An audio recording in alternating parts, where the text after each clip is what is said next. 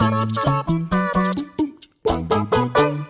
am a huge fan of the RollerCoaster Tycoon series. If they had made it so you could look at your game times back in the day for Tycoon 2 and Tycoon 3, I absolutely dread to think how much time I sunk into those games. Park simulation games were a huge thing back in the 90s and early noughties, with the likes of RollerCoaster Tycoon for the PC and Bullfrog's Theme Park World for the PC and the PlayStation.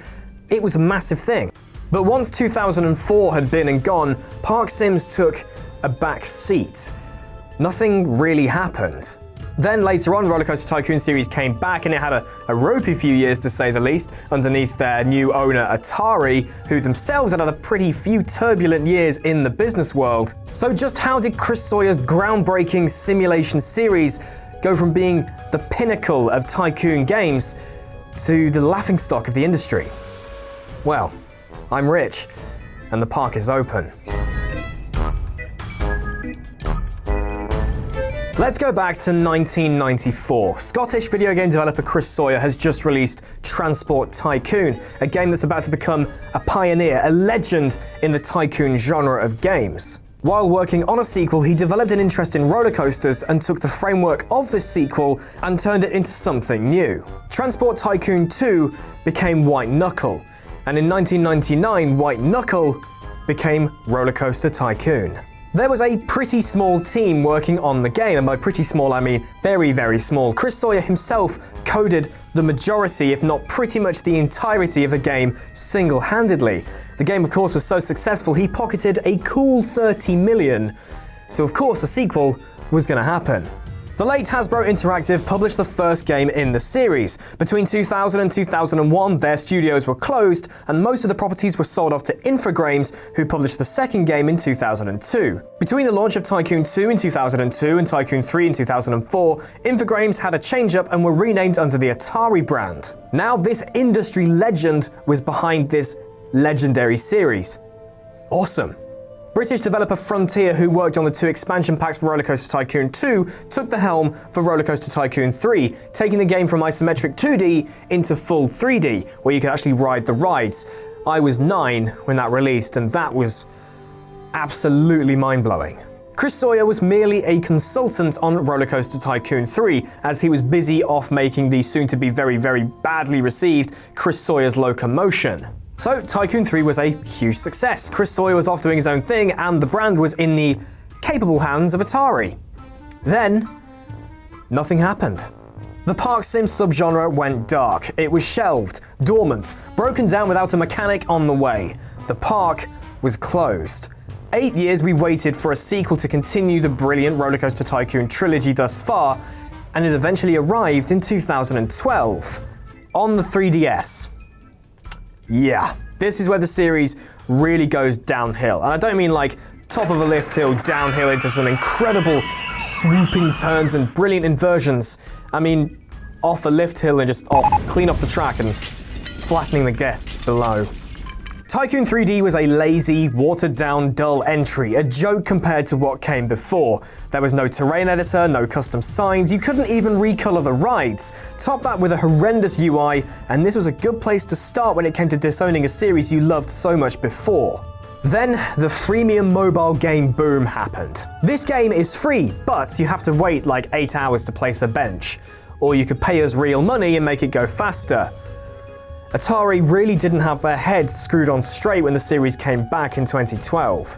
Fans were pining for a new, fully fledged PC entry into the series, but Atari seemed to be more keen in squeezing money out of the consumer in the most bastard way possible. RollerCoaster Tycoon 4 Mobile was beyond a joke, much like the title before it. If you ever want to look at how bad the freemium model of a game is, just look at Tycoon 4 Mobile and compare it to what came before. Look at how they shoehorn monetization into the title and how you'd expect to see X, Y, and Z in terms of features that you'd expect from a Tycoon game, and have them washed away in order to just squeeze money out of the consumer. Now this sounds all pretty bad, and it is, but it somehow gets worse. In 2014, Atari teased RollerCoaster Tycoon World, the first fully fledged PC entry in the series for 10 years. Now, I just said things were getting worse, but this is surely looking up, and to be honest, it was. Then development continued. Now, it's never a good thing to see development change hands numerous times, especially when the public know all about those developmental changes. I mean, look at Solo, a Star Wars story. Who's actually excited for that? First off with the reins of Tycoon World was Pipeworks Software, best known for creating the boot ROM for the Xbox and Xbox 360 of all things, and the little videos when you switch them on. Yeah, that was them. They had the game. That soon transferred to Area 52 Games, who were only really known for working on the cancelled Star Wars Attack Squadrons multiplayer game. Then it was finally handed to Envisio Creations, who saw it through to release, and they'd worked on Fashion Week Live for iOS. Yeah. When we first saw footage of the game in the first ever trailer, my god, it looked worse than Tycoon 3, which was 10 or even 11 years before it. I mean, in one of the trailers you see guests clipping in and out of the seats on a swinging flat ride. They put that in the trailer. You can't make this stuff up. Now, by this point, Chris Sawyer was way out of the way of the Tycoon series. The only actual contact he'd had with Atari after 2004 was chasing up royalties he wasn't paid. That's always good. In the closed beta phases of RollerCoaster Tycoon World, players still weren't happy with the game, so much so it was delayed again and again.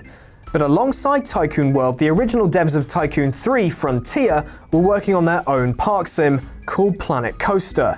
Not only was the initial footage of the game way more well received, their closed betas put a huge spotlight on Atari's main competition. Once Planet Coaster released, it went on to be a massive success for Frontier. Now, Atari, of course, concerned for Tycoon World's chances on the market, when they discovered when Planet Coaster was being released, they decided to push their release date to one day before, in order to give it some kind of chance on the market. I mean, the betas and the trailers hadn't really put it in a good stead already, so how was this going to make it any different? Now, compared to the other RollerCoaster Tycoon titles you can purchase on Steam, Tycoon World is the least played of all of them. Absolutely no surprises there. That's all you need to know that this is a bad sequel. Alongside this travesty of a title came a mobile port-ish of Tycoon World known as RollerCoaster Tycoon Touch, which was essentially a blend of the 3D visuals of the new PC game tied in with the microtransaction bollocks of Tycoon 4 Mobile.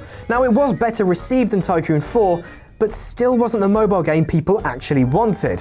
So at this point, there was little Atari could really do to revive the brand. Planet Coaster was the king. The original games are on Steam and GOG, so you can go and play them. Everything seemed pretty pointless for them. Until one saving grace.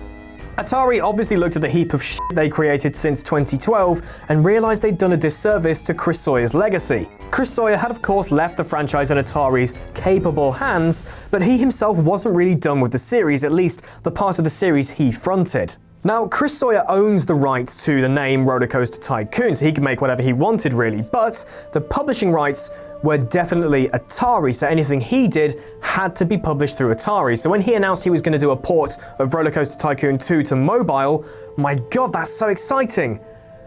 But Atari have to publish it. So does this mean that they're going to get involved and put in some microtransaction stuff since it's going to be on mobile? Amazingly, no.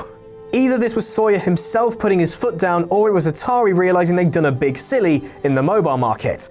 RollerCoaster Tycoon Classic released for iOS and Android and eventually Steam. It was the game as we remember, but it was tweaked a little bit for mobile play.